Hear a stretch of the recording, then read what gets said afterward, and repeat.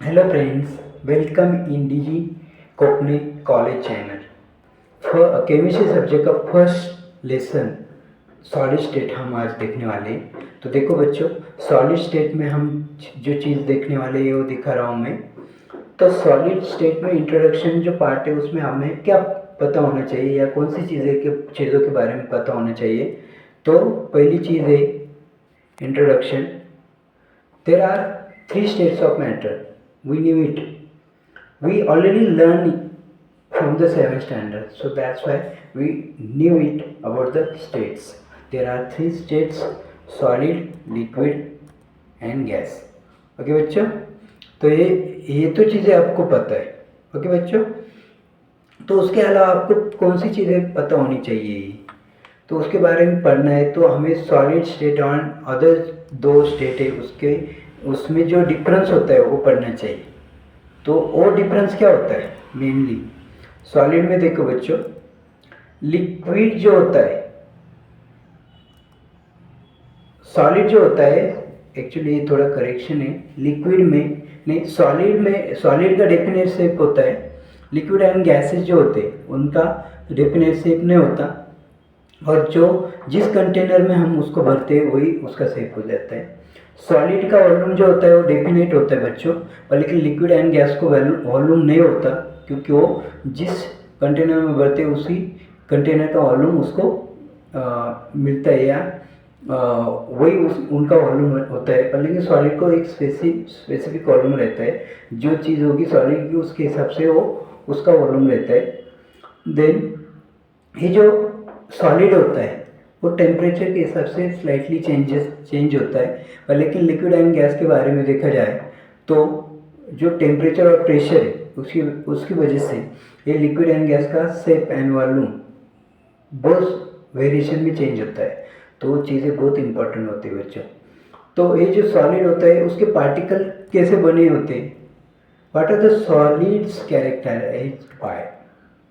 तो सॉलिड की प्रॉपर्टीज या कैरेक्टरिस्टिक्स कौन सी होगी? तो पहले तो चीज़ आपको पता है, atoms and everything's which is made by atom in this world. Atom से मॉलिक्यूल्स बनते हैं, मॉलिक्यूल्स और एटम से आयन बनते हैं। तो सॉलिड की सबसे मेन बात कैरेक्टरिस्टिक्स जो है वो है strong inter particular forces of attraction.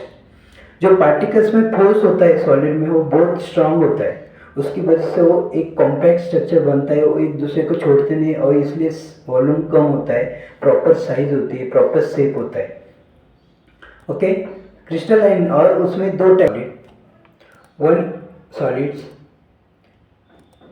Crystalline solid, amorphous solid, ये दो टाइप्स होते हैं। क्रिस्टलाइन सॉलिड का एग्जांपल हम शुगर, कॉपर बोल सकते हैं। वैसे सेकेंड टाइप जो होता है एमॉर्फस, उसका एग्जांपल ग्लास होगा, टार होगा, ओके, प्लास्टिक होगा, रबर होगा, ये भी एग्जांपल है एमॉर्फस सॉलिड के।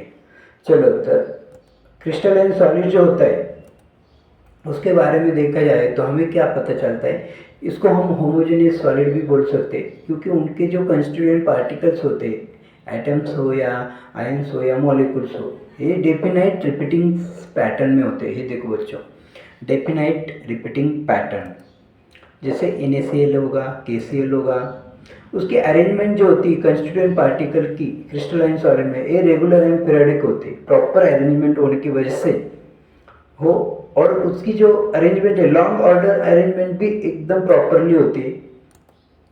क्रिस्टलाइन सॉलिड जो होता है वो प्रॉपर अरेंजमेंट की वजह से उसका जो मेल्टिंग पॉइंट होता है वो शार्प होता है, यानी एक डेफिनेट टेम्परेचर पे वो सॉलिड मेल्ट हो जाता है। उसका रीज़न है proper constituent particles arrangement. Okay, और ये जो क्रिस्टलाइन सॉलिड है या क्रिस्टलाइन सब्सटेंस है, क्यूबिक स्ट्रक्चर छोड़ के सब एन आइसोट्रोपिक होते हैं, यानी एन आइसोट्रोपिक यानी आइसो यानी सेम, आपको पता है, ट्रॉपिक यानी टेम्परेचर के रिलेटेड में तो वो भी पता है, जैसे आइसो, NaCl हो, सोडियम हो, gold, copper, diamond, graphite, ceramic, ये सब किसके प्रॉपर्टीज है? क्रिस्टलाइन सॉलिड की, और एग्जाम्पल है। तो वो जो क्रिस्टलाइन सॉलिड हमने देखा, अभी वो सेकेंड टाइप है एमॉर्फस सॉलिड, जो एग्जांपल होते हैं ग्लास, टार, प्लास्टिक, रबर।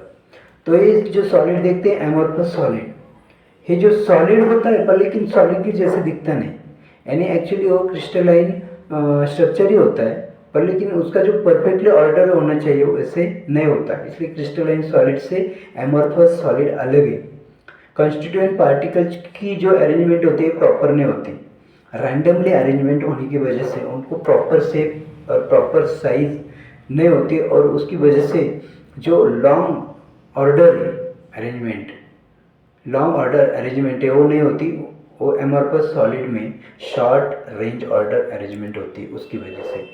और ऑब्वियसली अगर उसमें प्रॉपर अरेंजमेंट नहीं होगी तो मेल्टिंग पॉइंट में वेरिएशन आएगा, और इसलिए शार्प मेल्टिंग पॉइंट नहीं होगा, और शार्प मेल्टिंग पॉइंट नहीं होगा तो टेम्परेचर जो इंटरवल है हो टेम्परेचर जो होगा वो इंटरवल में होगा, यानी थोड़े चेंजेस होगी। कभी ऐसे आइस पकड़े तो शार्प अगर 4 डिग्री पे वो मेल्ट होता है, पर वही चीज़ अगर ग्लास की देखी जाए तो कभी उसका अगर हम कंसिडर करते हैं, अगर 50 डिग्री सेल्सियस टेम्परेचर है ग्लास का, तो कभी वो 49 48 भी हो सकता है, कभी वो 52 55 भी हो सकता है। तो ये चेंजेस हमें एमॉर्फस सॉलिड और क्रिस्टलाइन सॉलिड में देखने पड़ते हैं या देख सकते हैं हम। ये जो सॉलिड होता है एमॉर्फस सॉलिड, हाँ आइसोट्रोपिक होता है। जो सॉलिड्स होते हैं सेम मैग्नीट्यूड होता है, और for any property in every direction, कौन से भी डायरेक्शन में इस टाइप का जो सॉलिड होते हैं उसका मैग्नीट्यूड जो होता है वो होता है सेम। कैसे होता है बच्चों? सेम। ओके, देखो। ओके, नेक्स्ट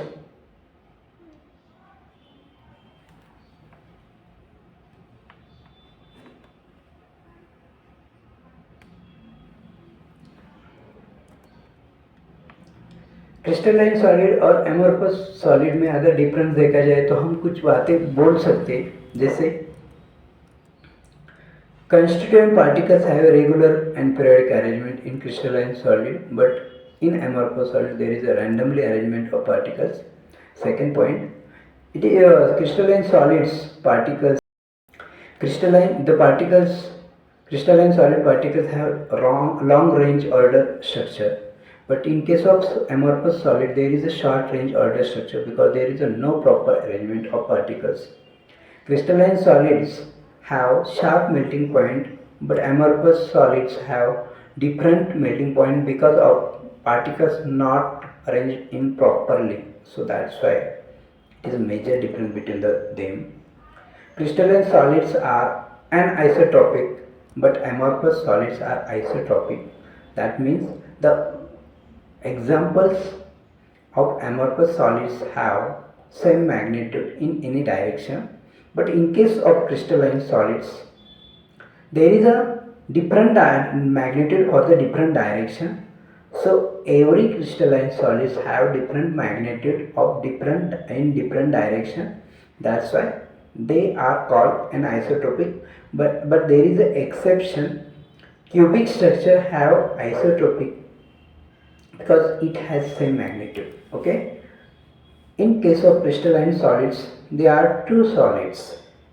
क्रिस्टलाइन सॉलिड जो होते हैं वो ट्रू होते हैं, बट एमॉर्फस सॉलिड जो होते हैं वो सुपर कूल लिक्विड होते हैं, यानी दिखते सॉलिड जैसे पर लेकिन एक्चुअली वो लिक्विड होते हैं। यानी कैसे लिक्विड होते हैं? तो जो लिक्विड होता है उसको सुपर कूल बनाते हैं, यानी सुपर कूल यानी ज़्यादा से ज़्यादा ठंडा करते हैं, ठंडा करने के बाद वो सॉलिड होते हैं। इसलिए एमॉर्फस सॉलिड को हम स्यूडो सॉलिड भी बोल सकते हैं, क्योंकि वो एक्चुअली लिक्विड होते हैं। जैसे आप देखते हो तो ग्लास, रबर, प्लास्टिक ही लिक्विड जैसे दिखते हैं, पहले एक्चुअली होते solid, because it is pseudo solids and it is super cold liquids. Okay बच्चों, एंड ऑल्सो क्रिस्टलाइन सॉलिड्स में जो हीट ऑफ फ्यूजन होता है डेफिनेट होता है, यानी solid what is the heat of fusion? The heat required to the solid convert into liquid, that is the heat of fusion. So crystalline solids have definite heat of fusion, but in case of amorphous solids there is a not definite because there is a different or improper arrangement of particles. That's why it has it does not have sharp melting point, and that's why heat of fusion is different for the different particles or different amorphous solids. Okay, this is the difference between the crystalline solid and amorphous solid. Okay बच्चों, let us see. Arrangement A is a crystalline and arrangement B is a amorphous. There is a we can easily see difference between the both type of solid. In case of A, there is a proper arrangement and regular arrangement, but in case of B, there is a different arrangement, randomly arrangement. That's why it does not have proper shape and size, and also it does not have sharp melting point. That's why we call as isotropic. That means it has same magnitude. Okay बच्चों, let us see new topics or next topic, that is isomorphism. What is the isomorphism? There are two or more substances having the same crystal structure. बच्चों देखो, एक दो या दो से ज़्यादा substance के पास सेम क्रिस्टल स्ट्रक्चर होता है पर लेकिन सब्सटेंस डिफरेंस होता है, और आइसो मीन्स सेम होता है, मॉर्फस यानी फॉर्म होता है. जैसे NaMgO डिफरेंट स्ट्रक्चर है, डिफरेंट सब्सटेंस है बट स्ट्रक्चर सेम है. Different substance having same crystal structure, that's why we call as isomorphism. Which substances are isomorphism to each other? NaF and MgO, and also NaNO3, CaCO3, sodium nitrate and calcium carbonate. Okay बच्चों, next isomorphism देखा जाए तो single substance polymorphism देखा जाए तो single substance exist in two और more forms. एक ही substance दो अलग अलग तरह के स्ट्रक्चर शो करता है. जैसे कैल्शियम कार्बोनेट का फॉर्म देखा जाए तो कैल्साइट भी होता है, आर्गोनाइट भी होता है. वैसे सिलिका अल्फा क्वार्ट्ज भी होता है, बीटा क्वार्ट्ज भी होता है, क्रिस्टोब्लाइट भी होता है, बेलाइट भी होता है. जैसे कार्बन के फॉर्म्स तो आपको तो जनरली पता है, कैल्शियम का सिलिका छोड़ दो, चलो कार्बन के जो फॉर्म होते हैं वो पता है आपको. कार्बन डायमंड कार्बन से बना है, ग्राफाइट कार्बन से बना है, फ्लोरीन कार्बन से बना है. So these are the forms which polymorphic forms of carbon, that's why we call as polymorphism. Okay बच्चों, यानी एक सब्सटेंस के अनेक बहुत सारे फॉर्म होते हैं, उसको पॉलीमॉर्फिज्म बोलते हैं. तो कुछ कैरेक्टरिस्टिक्स और प्रॉपर्टी देखी जाए पॉलीमॉर्फिज्म की. जैसे कार्बन है तो ये पॉलीमॉर्फ जो होते हैं, जो सब्सटेंस पॉलीमॉर्फ्स होते हैं वो डिफरेंट कंडीशन में डिफरेंट प्रॉपर्टी शो करते हैं, डिफरेंट स्ट्रक्चर शो करते हैं. और जो पॉलीमॉर्फिज्म होता है उसको ही बोलते हैं हम एलोट्रॉपी. तो कार्बन के एलोट्रॉप्स आपको पता है, ग्राफाइट, डायमंड एंड फ्लोरीन हमने देखा है. Okay, so CaCO3, calcite and aragonite ये पॉलीमॉर्फिज्म है. सिलिका के alpha quartz, beta quartz and cristobalite है. देखो बीटा कॉर्ड है या अल्फा कॉर्ड है, दोनों ही किससे बने हैं? सिलिका से. पर लेकिन दोनों के स्ट्रक्चर देखो, दोनों की शेप, साइज और प्रॉपर्टीज देखो डिफरेंट है. ये क्रिस्टोबेलाइट है. देखो तीनों ही किससे बने हैं? सिलिका से. तीनों किससे बने हैं? सिलिका से. पर लेकिन तीनों ही क्या है? डिफरेंट है. क्या है बच्चों? डिफरेंट है. ओके, एलोट्रॉपिक कार्बन के जो एलोट्रॉप से आपको वो तो पता है, 3 एलोट्रॉप होते हैं. चलो, 2 or more crystalline substances show same crystalline structure. The substance that exhibit isomorphism is said isomorphous. Isomorphous substances also have the same atomic ratio. NaF, MgO. Isomorphism का दिया है उन्होंने.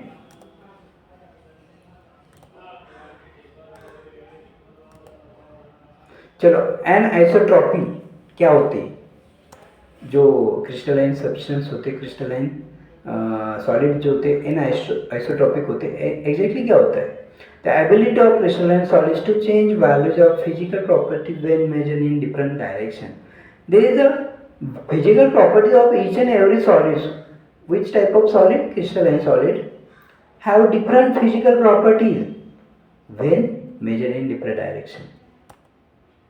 But in case of isotropy, there is a same magnitude, same physical properties in different direction.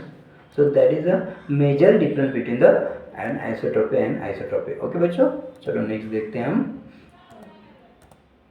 Ability of crystalline solids to change values of physical properties when measured in different direction is anisotropy. Like example देखो, structure देखो, ये देखो क्या है, different direction को different properties है कि नहीं बच्चों? देखो डायग्राम में शो हो रहा है ना, देखो ये लाइन जा रही है ये टाइप का पार्टिकल से, ये लाइन जा रहा है ये टाइप का पार्टिकल से, पर लेकिन ऐसे डायरेक्शन में जा रहे तो स्ट्रक्चर चेंज हो रहा है, फिजिकल प्रॉपर्टी चेंज हो रही है। स्मॉल कैपिटल जैसे कैटाइन एनाइन इस टाइप की जो पार्टिकल्स होते हैं वैसे ये शो कर रहे हैं। तो फिजिकल प्रॉपर्टीज क्या होती है? चेंज होते हैं। किसमें? एन आइसोट्रॉपिक में। अगर देखा जाए किसमें? एन आइसोट्रॉपिक में। तो देखो बच्चों,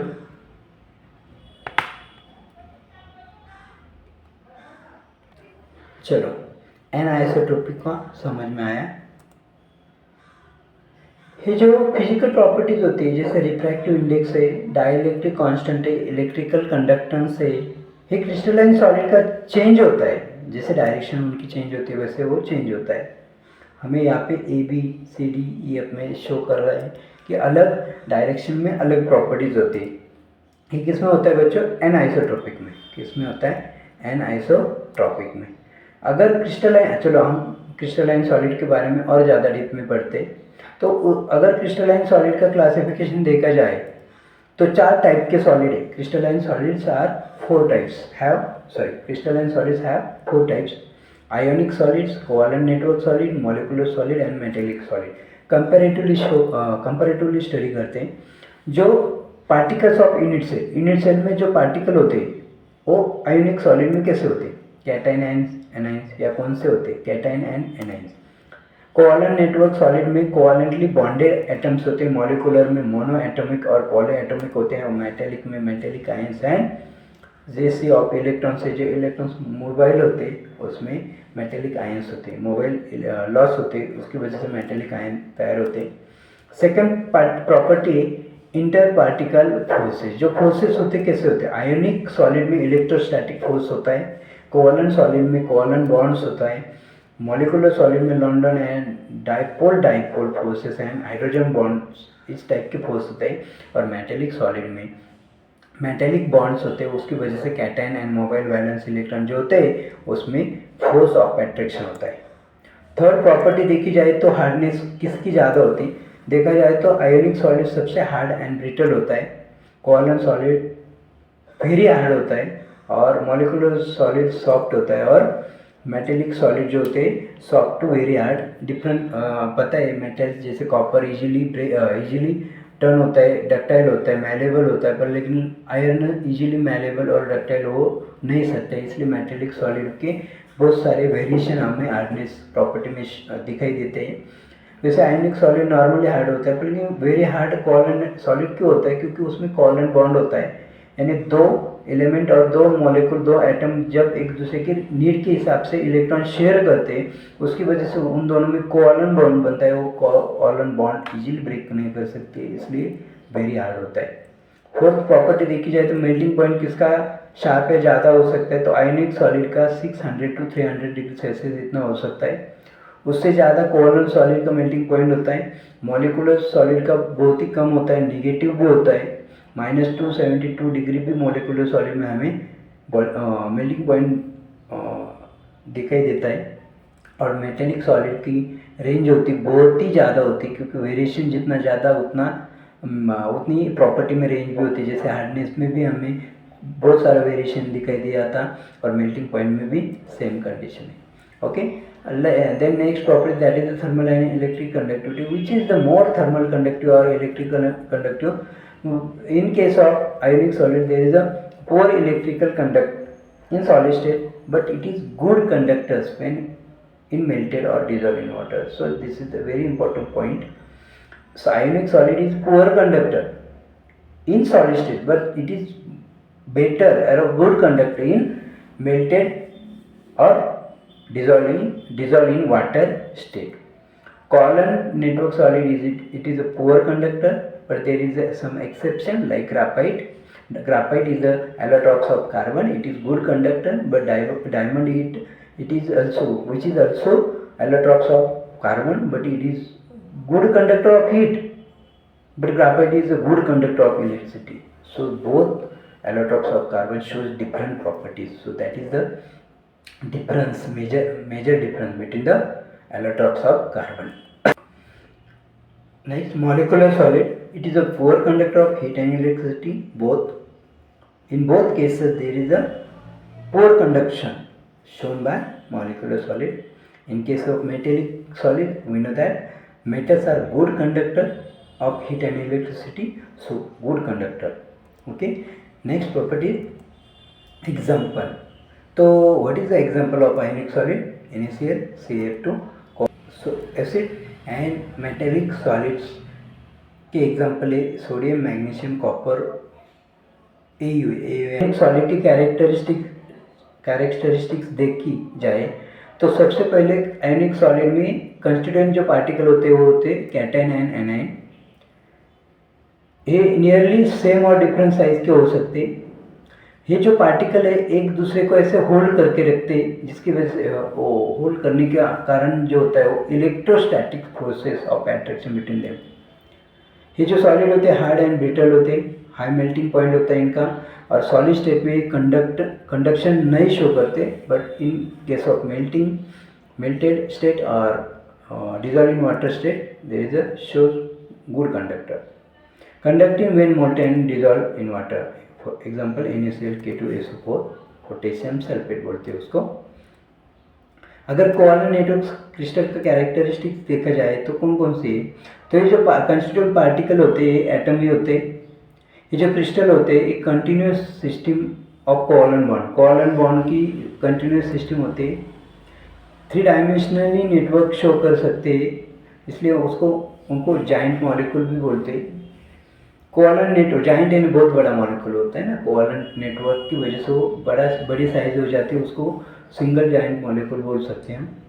कोवैलेंट नेटवर्क क्रिस्टल बहुत ही हार्ड होते, हार्डनेस और इनकम्प्रेसिबल, ये जो प्रॉपर्टी जो शो करते हैं covalent network crystal molecule solid. इसका हाई मेल्टिंग पॉइंट होता है, बॉइलिंग पॉइंट भी हाई होता है। ये जो इलेक्ट्रॉन्स लोकलाइज होते, डीलोकलाइज यानी घूमना, लोकलाइज यानी एक ही जगह पे होना, यानी इसमें कोवैलेंट सॉलिड में, कोवैलेंट क्रिस्टल सॉलिड में जो इलेक्ट्रॉन्स होते हैं एक ही जगह पे होते हैं, इसलिए उसको नॉट मोबाइल यानी घूमना, यहाँ से वहाँ, इसलिए ये कंडक्टर जो होता है, कंडक्टर प्रॉपर्टी शो करते हैं वो पुअर होता है, क्योंकि उसके इलेक्ट्रॉन्स मोबाइल न होने की वजह से वहाँ पे इलेक्ट्रिक करंट या इलेक्ट्रिसिटी एंड हीट मूव करती नहीं।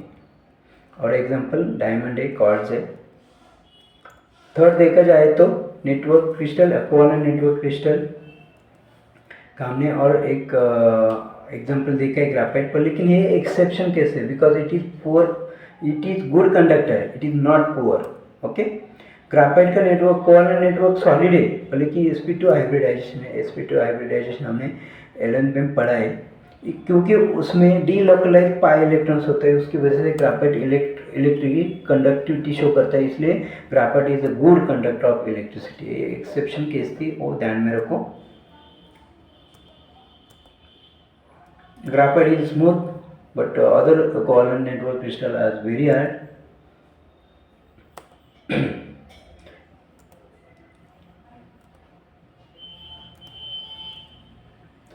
डायमंड स्ट्रक्चर और डायमंड का और ग्राफाइट का स्ट्रक्चर देखा जाए तो डायमंड का स्ट्रक्चर देखो और ग्राफाइट का स्ट्रक्चर देखो। डायमंड में sp3 हाइब्रिडाइजेशन है, sp3 सिग्मा बॉन्ड है, भले कि ग्राफाइट में sp2 sigma bond and pp pi bond ऐसे है। अभी ये सिग्मा बॉन्ड पाई बॉन्ड जो जिनका एलेंथ अच्छा हुआ है उनको ये चीज़ें बताने की ज़रूरत नहीं। तो नेक्स्ट थर्ड वाला जो क्रिस्टलाइन सॉलिड है, मॉलिक्यूलर सॉलिड, उनकी प्रॉपर्टीज देखते हैं हम। तो उसमें inter molecular process of attraction होता है, लेकिन जो प्रोसेस ऑफ अट्रैक्शन होता है वो वीक होता है, डाइपोल इंटरेक्शन होती है, लेकिन उसमें परमानेंट डाइपोल मूवमेंट होती है, जैसे सॉलिड HCl होगा, H2 होगा, SO2 होगा। और एक चीज़ है कि उसमें वेरी वीक डिस्पर्शन प्रोसेस होते हैं, उनको हम लंडन प्रोसेस भी बोल सकते हैं। ये जो लॉन्डन फोर्सेस और वेरी वीक डिस्पर्सन फोर्सेस है, ये हमें ज़्यादातर नॉन पोलर मॉलिक्यूल्स में दिखाई देते हैं। एंड ऑल्सो आर्गॉन नियॉन जैसे मोनो एटॉमिक सॉलिड है, उसमें भी एक वेरी वीक डिस्पर्सन फोर्सेस हमें दिखाई देते हैं। और एग्जाम्पल में देखा जाए तो HCl, H2O, SO2। Actually copy paste की वजह से हुआ, चलो थोड़ा अंडर एस्टिमेट कर लो। चलो ये example actually weak dipole interaction की।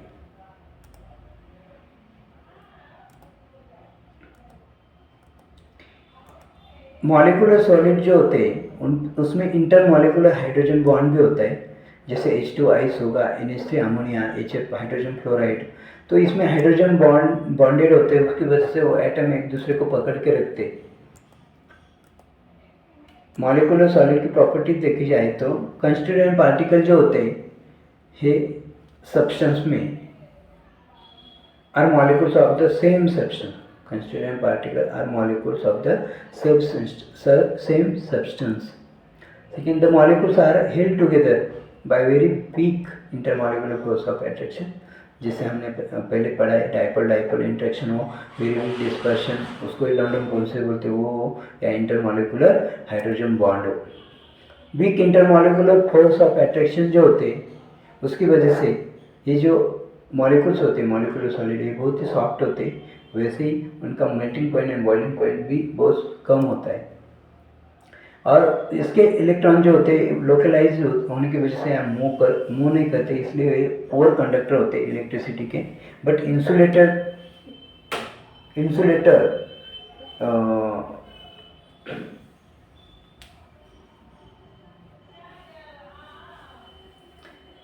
बट ये अच्छे इंसुलेटर होते हैं। अभी फोर्थ वाला जो टाइप से मेटेलिक सॉलिड, क्रिस्टलाइन सॉलिड जो होते हैं, जो एटम से बने हुए होते हैं, सेम मेटेलिक एलिमेंट, जैसे आयन का मेटल आयन के एटम से बना होता है। ओके, वही था। इसमें टाइप से मेटेलिक सॉलिड, ये जो क्रिस्टलाइन सॉलिड होते हैं, सॉरी मेटेलिक सॉलिड होते हैं, ये मेटल से बने होते हैं, यानी मेटल हर एक एटम, जैसे आयन का मेटल आयन के एटम से बना होता है। उसमें मोबाइल इलेक्ट्रॉन्स होने की वजह से वो कंटिन्यूसली मूव करते हैं। इलेक्ट्रॉन्स के ऊपर नेगेटिव चार्ज होने की वजह से मेटल के एटम के ऊपर पॉजिटिव चार्ज बनता है, और इनडायरेक्टली जो cation and mobile electrons, cation यानी जिसके ऊपर पॉजिटिव चार्ज होता है उसको बोलते हैं कैटाइन, एंड मोबाइल इलेक्ट्रॉन जिसके ऊपर नेगेटिव चार्ज होता है उसमें थोड़ा अट्रैक्शन हो जाता है, उसको बोलते हैं फोर्स ऑफ अट्रैक्शन, और उसकी वजह से मेटेलिक बॉन्ड बनता है, उसको ही हम क्या बोलते हैं, मेटेलिक बॉन्ड। ये मैलिएबल होते हैं, यानी हैमर करने के बाद जैसे चाहिए वैसे हमें शेप में हम उनको बना सकते हैं। डक्टाइल होते हैं, जैसे वायर में उसको कन्वर्ट कर सकते हैं। ये गुड इलेक्ट्रिकल कंडक्टर्स होते हैं, क्योंकि उसमें कैटाइन पॉजिटिव चार्ज भी होता है, और उसमें मोबाइल इलेक्ट्रॉन्स जो होते हैं वो भी उनकी वजह से वो गुड इलेक्ट्रिकल कंडक्टर्स होते हैं, जैसे sodium, potassium, calcium, lithium, iron, gold, silver and cobalt. ये इस तरह के मेटल्स हमें दिखाई देते, या इस तरह के मेटल्स हम डेली यूज़ में यूज़ करते हैं। ओके, तो एक क्वेश्चन है कि जो क्रिस्टलाइन सॉलिड है कौन सा है, क्लासीफाई करो। तो इसमें देखा जाए तो देखो, crystalline solid type, ammonium phosphate ionic solid है, ब्रास मेटेलिक सॉलिड है, एसिड यानी सल्फर मॉलिक्यूलर सॉलिड है, and diamond covalent network solid है। तो इस तरह हमने क्रिस्टलाइन सॉलिड के अलग अलग एग्जाम्पल, अलग अलग क्लासीफाई किए। देखो और एक एग्जाम्पल है, molecular solid HCl, dipole interaction है, मॉलिक्यूलर सॉलिड के एग्जाम्पल है, पर लेकिन कौन सा इंटरेक्शन है वो हमें पढ़ना है। HCl में डाइपोल इंटरेक्शन होता है, CO2 में डाइपोल इंटरेक्शन होता है, सॉलिड आइस में इंटरमॉलिक्यूलर हाइड्रोजन बॉन्ड होता है, एंड SO2 में डाइपोल इंटरेक्शन होता है। ओके बच्चों।